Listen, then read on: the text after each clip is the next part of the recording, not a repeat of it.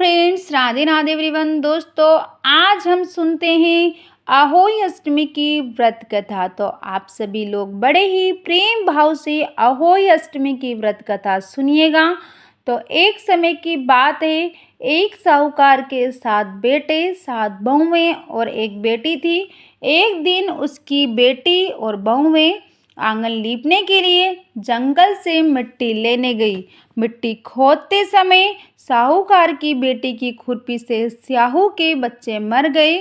स्याहू नाराज होकर बोली, जिस तरह तुमने मेरे बच्चे मारे हैं, मैं तुम्हें निसंतान कर दूंगी, अर्थात मैं तुम्हारी कोख बांध दूंगी। ये बात सुनकर साहूकार की बेटी डर गई और अपनी सभी भाभियों से अपने बदले कोख बनवाने को कहने लगी, परंतु उसकी सभी भाभियों ने मना कर दिया। लेकिन सबसे छोटी भाभी ने अपनी कोख बनवाने के लिए हाँ कर दी। तब से छोटी बहू ने के जो भी संतान होती वह 7 दिनों में मर जाती।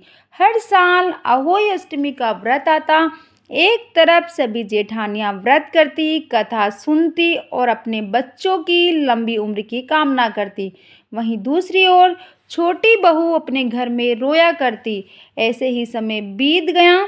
एक दिन पंडित को बुलाया गया और इसका समाधान निकाला गया। पंडित जी बोले, इस श्राप से मुक्ति के लिए तुम्हें सुरई गाय की सेवा करनी पड़ेगी।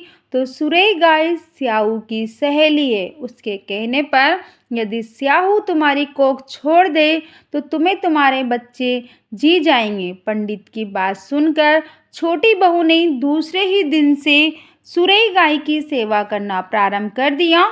वह प्रतिदिन सुबह उठकर गाय का गोबर आदि साफ करती, उसको चारा डालती, साफ पानी भर देती। सुरई गाय ने सोचा कि ये मेरी सेवा कौन कर रहा है, इसका पता लगाती हूँ। अगले ही दिन वो जल्दी उठ गई और देखती है कि साहूकार की छोटी बहू सारा काम कर रही है। गाय ने पूछा कि तू किस लिए मेरी सेवा कर रही है? तो साहूकार की बहू बोली, माता स्याहू ने मेरी कोख बांध रखी है, जिसके कारण मेरे बच्चे जीते नहीं। यदि आप मेरी कोख खुलवा दो तो मैं आपका बहुत ही उपकार मानूंगी। सुरई गाय ने उसकी बात मान ली और उसके साथ 7 समुंदर पार स्याहू के पास चल दी। रास्ते में थककर दोनों एक पेड़ की छांव के नीचे बैठ गई। जिस पेड़ के नीचे वो दोनों बैठी थी, उस पेड़ पर गरुड़ पंखनी का घोंसला था, जिसमें उसके नन्हे नन्हे बच्चे थे। थोड़ी देर वहां बाद एक सांप आया। उन बच्चों को वह खाने लगा। ये देखकर साहूकार की छोटी बहू ने सांप को मार डाला। जब गरुड़ पंखनी वहां आई तो उसने वह खून देखा तो उसने सोचा कि इसने मेरे बच्चों को मार दिया है। वो अपनी चोट से साहूकार की बहू को मारने लगी। तब वह बोली कि मैंने तो तेरे बच्चों को सांप से बचाया है और तुम मुझे ही मार रही है। ये सुनकर गरुड़ पंखनी खुश हो गई और बोली, तुम जो चाहो तुम मुझसे मांग लो। तो साहूकार की बहू बोली, 7 समुंदर पार साहू माता रहती है, तुम हमें वहां पहुंचा दो। तो गरुड़ पंखनी ने उन दोनों को अपनी पीठ पर बैठाकर स्याहू माता तक पहुंचा दिया। स्याहू माता सुरई गाय को देखकर प्रसन्न हो गई और बोली, आओ बहन, बड़ी दिनों में आई हो। फिर वह पुनः बोली, बहन, मेरे बालों में जुएं पड़ गई है, तुम निकाल दो। तब सुरई गाय के कहने पर साहूकार की छोटी बहू ने सारी जुएं निकाल दी। इस पर स्याहू माता ने खुश होकर आशीर्वाद दिया कि तेरे 7 बेटे और 7 बहुएं हो। ये सुनकर छोटी बहू बोली, मुझे तो एक बेटा भी नहीं है। तो माता ने पूछा, ऐसा क्यों?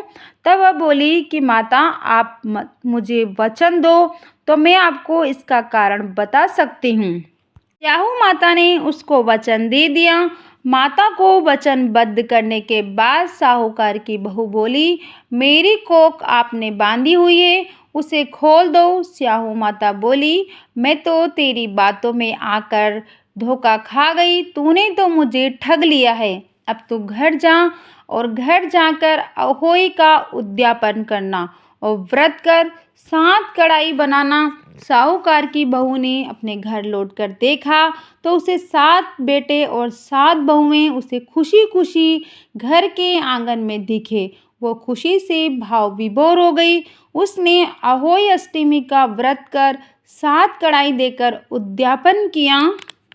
दूसरी ओर उसकी जेठानियाँ कहने लगी, अरे जल्दी जल्दी पूजा कर लो, फिर छोटी बहू का रोना धोना शुरू हो जाएगा। जब उसकी आवाज़ नहीं आई तो उन्होंने पता लगाने के लिए बच्चों को भेजा। बच्चों ने वापस आकर बताया कि वहाँ पर उद्यापन का कार्यक्रम चल रहा है।